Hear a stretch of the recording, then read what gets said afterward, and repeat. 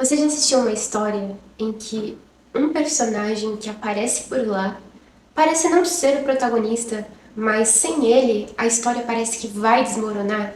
Ele, na verdade, é um personagem que não tá ali pra carregar a história nas costas sozinho, muito menos pra brilhar sozinho, sim pra mudar completamente como o protagonista real se torna. Você ainda tá confuso? Então, vamos explicar um pouco sobre isso, sobre aquele personagem que está lá para dar o ar do que realmente o outro personagem, o protagonista, vai ser dentro daquela história.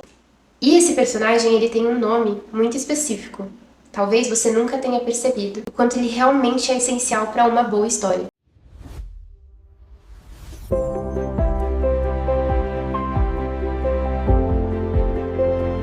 Olá, meus paixões, tudo bem com vocês? Estou muito feliz de estar aqui falando sobre um tema novo aqui no canal, que é falar sobre um personagem, uma história, uma construção de uma história, e não necessariamente querendo falar de algo tão estrutural, algo tão teórico aqui. Na verdade, é só uma observação, é só dando mais um exemplo de personagens que eu acho muito bons em histórias escritas, histórias no cinema, em séries e etc.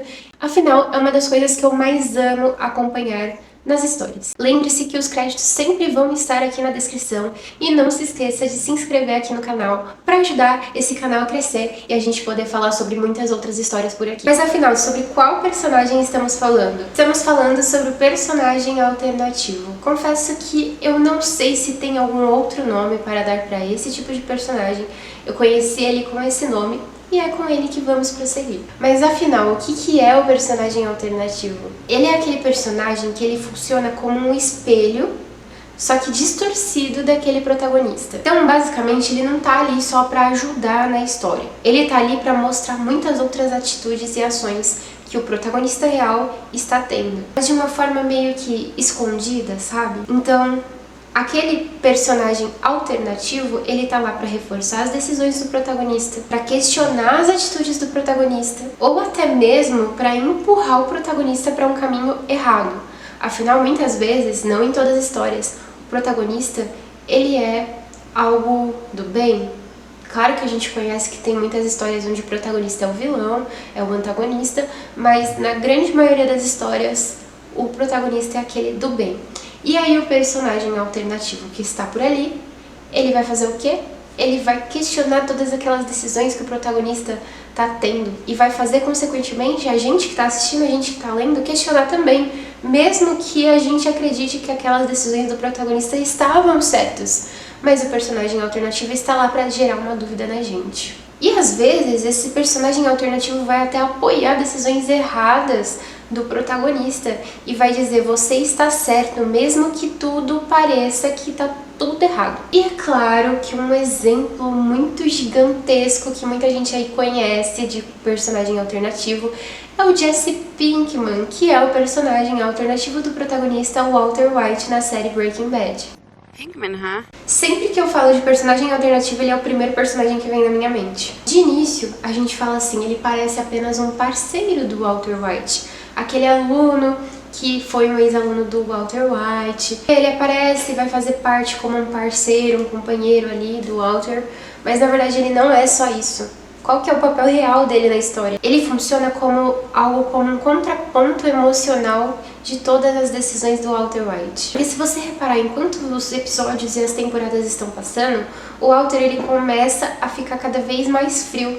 E o Jesse está sendo totalmente o contrário dele. O Jesse, ele sente culpa, ele sofre, ele tem todas as questões traumáticas que tem ali na mente dele. Ele ainda assim, mesmo fazendo as coisas erradas, ele questiona. E é exatamente isso que cria toda aquela tensão na história.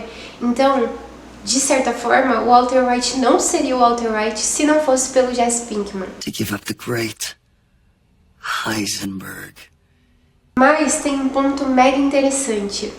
Mesmo com o Jesse questionando tudo ao seu redor, ele ainda faz com que o Walter White seja mais reforçado. A gente fica mais fixo nele justamente por causa das questões que o Jesse traz pra gente. Porque se você parar pra analisar, apesar dele questionar, ele ainda permanece ali. Ele ainda tá acompanhando o Walter White. E aí o que acontece? A gente acaba torcendo pelo Walter White, mesmo a gente sabendo que ele tá fazendo coisas erradas. E inclusive isso faz com que o Walter vá cada vez mais longe nas decisões que ele toma. E aí o Jesse, ele não impede o Walter, ele acompanha o Walter, e é isso que muda tudo na história. Jesse Pinkman. E claro que existem milhares de outros exemplos que a gente pode dar, mas eu separei mais 2 exemplos que são mais conhecidos, acredito eu, e que possam ser identificados como personagens alternativos nas histórias. Um exemplo é o Sam de O Senhor dos Anéis. Ele, na verdade, ele é o apoio do Frodo durante toda a história. Mas, de certa forma, também é quem mantém ele no caminho. Que se não fosse pelo Sam, talvez o Frodo não seria o Frodo. Frodo! E temos também o Dr. Watson de Sherlock Holmes. O Watson, na verdade, ele funciona como um ponto mais humano. Ele permite que o Sherlock exista sem se perder completamente da história e das situações. Sherlock. Então você percebe quanto esses personagens, eles não são só coadjuvantes, não são só personagens secundários ali que estão por estar dentro da história, algo como se fosse pra apenas complementar a história com o personagem ali. Não, pelo contrário, eles são muito importantes. Apesar deles não serem os protagonistas, eles são o que fazem o protagonista existir. E aí você se pergunta, por que eu cheguei nessa conclusão de vir falar sobre personagens alternativos aqui com vocês? A verdade é que eu tô pensando sobre personagens alternativos já faz um bom tempo, já faz alguns meses, pra falar a verdade, porque eu estou escrevendo alguns livros. Na verdade, um livro em específico, apesar de eu ter várias ideias, mas tem um livro específico que tá saindo.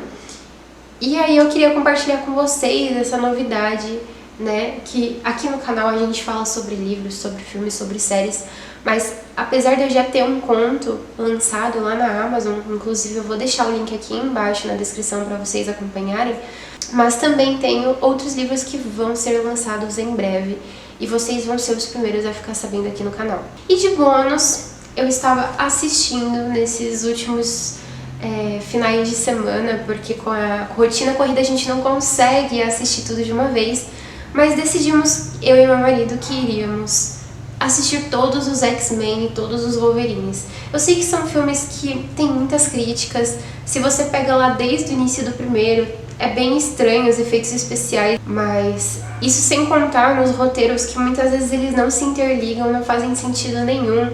A gente fala que o pessoal meio que jogou fora muitas histórias maravilhosas que os X-Men poderiam tornar ali.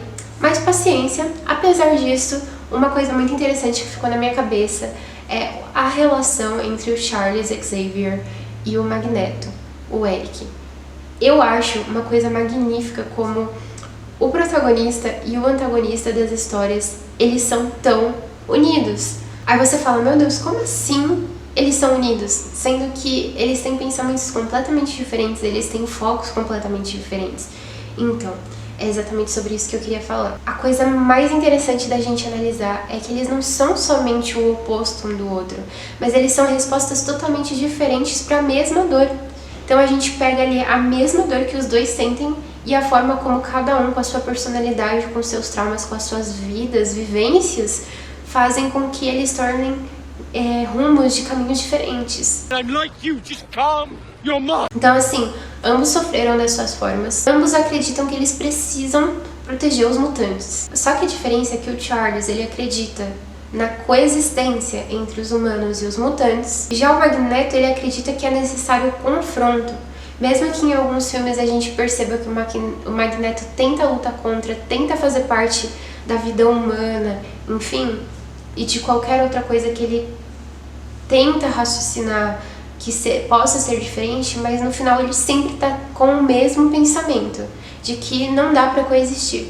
It ends with being rounded up, experimented on.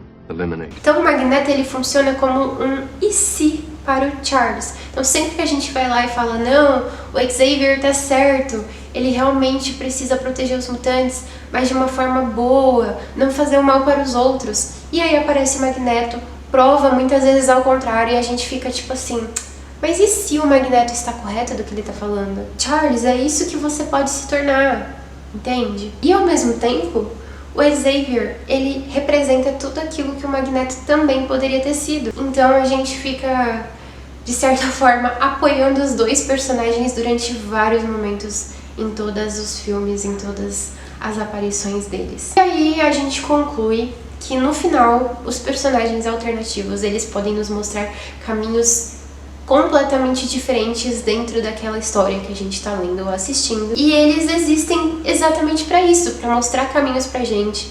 E muitas vezes para deixar aquela dúvida, aquela pulga atrás da orelha na nossa história. E o mais importante, não só pro protagonista, afinal, o que é importante ali na história?